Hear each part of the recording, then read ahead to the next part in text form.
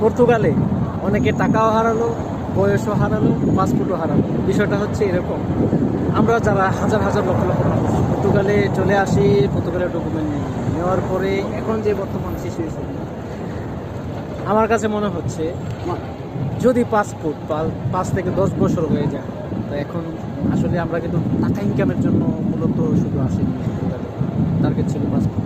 তো পর্তুগালে আমরা জানি যে স্যালারি দিয়ে নিজে ফ্যামিলি তো দূরের কথা, নিজে চলে তেমন কিছু থাকে না, খুবই কম সেভ করা যায়।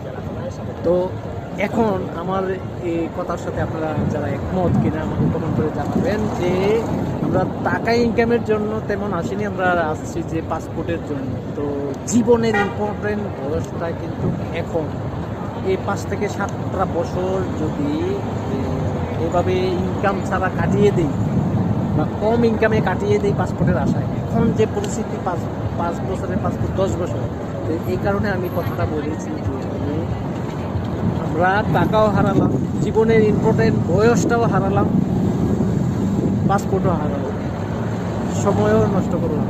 তো কমেন্ট করে জানাবেন যে আসলে আমার সাথে একমত কিনা। ধন্যবাদ সবাই।